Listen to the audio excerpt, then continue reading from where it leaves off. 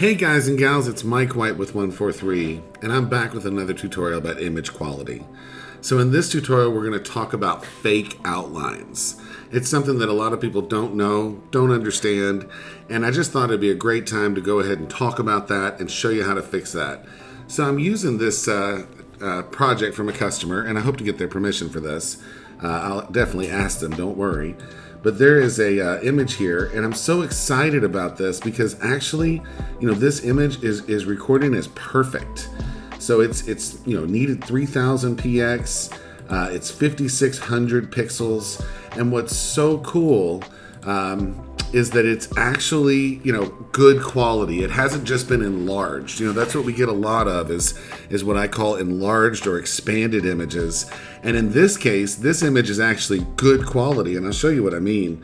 Let's open it up in Windows Photo Viewer. So let's just open that up. Oh, I got two copies open here. If we zoom in to 100%, and we look at this image, it's sharp. I mean, there's a little ripple down this side of this text. That's fine. I mean, it is sharp. It's gonna make us look good when we print something like this. It's gonna look good on the shirt. It's gonna make the shirt sell, having a high quality print. It's just gorgeous.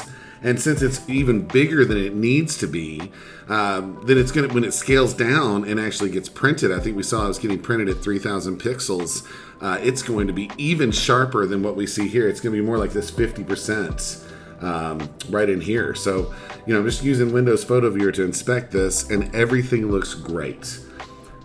But it's got a fake edge. Dun, da, da. So if you open this in a browser, and you can do that by literally just dragging it in and just opening it in your browser like this. And then you click once with the magnifying glass, the fake edge is revealed. Welcome to the fake edge. So this is probably a result of actually using one of those AI upscalers. And there's a bunch of different ways to get rid of this. The easiest way is to just put a color overlay in.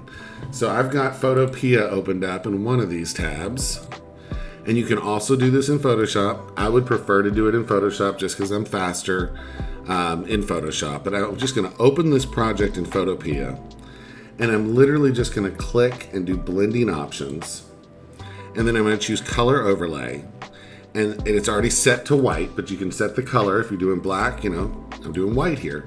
So literally just by setting that effect on, and you can see that it's on, if you click this little down arrow, there's the color overlay.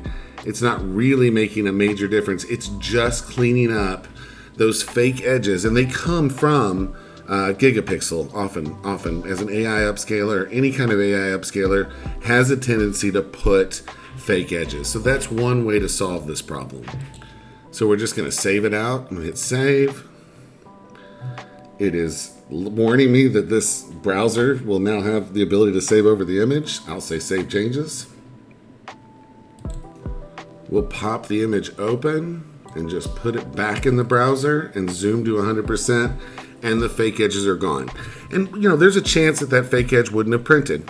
Like we saw, this image is larger than it's supposed to be, but it's just gonna make the whole thing look a little messy. It depends on the color shirt you're putting it on. Might not show it all. It's just so close to perfection, why not get rid of that? Now another option would be to actually, trace this as an SVG. And that's a great way to fix something like this. So instead of this white color overlay, I could just adjust this. Let's see, double click. Let's make it black. So we're gonna make it a black color overlay. And then I don't need quite this much size to trace as an SVG. There's just no reason for it. Just so to make it easier on my computer and maybe on yours if you're doing this. You wanna make sure you're keeping the aspect ratio. I'm just gonna size it down to 3000 pixels. And the other thing is I know that there's still some slight edginess. So why not get rid of that by just, scaling it back down, after the results of the upscale. And so now let's just save that. Okay.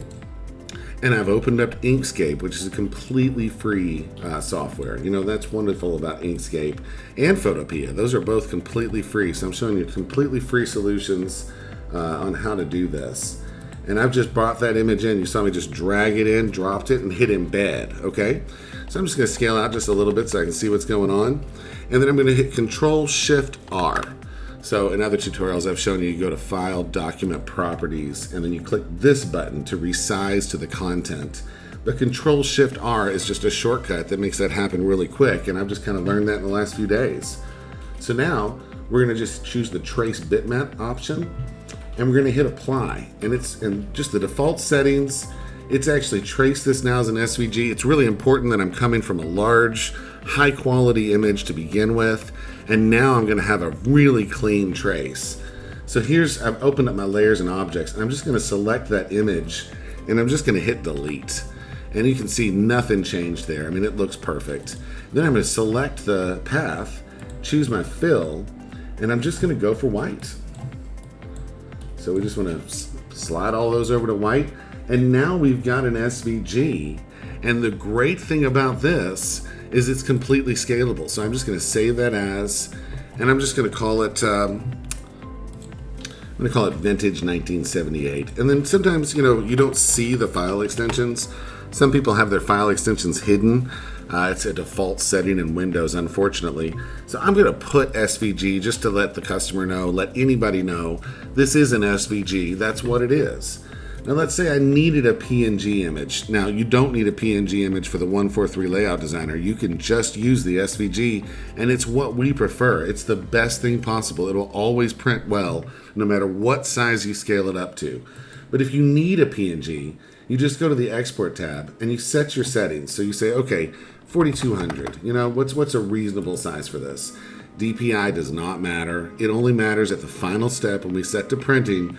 All that matters is your pixel dimension. So since that's 4200, what is that? You divide that by 300 and you get 14. So this can be printed 14 inches wide, and the 6000, gosh, that's 20 inches high. I mean, there's never a need to have something even this big. This is overkill. But it's safe. It's a safe overkill. At least it's not crazy like 10,000 pixels, which we see that quite a lot. And all that does is just bog things down, make everything run slow, and kind of make things a hassle. So all I'm going to do is, now that I've got that set up, I'm going to rename this and type PNG, and then just hit export.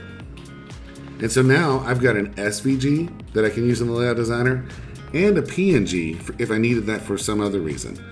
Okay, that's all I got. I just wanted to show you how to make an already close to perfect image completely perfect. Thanks and have a great day.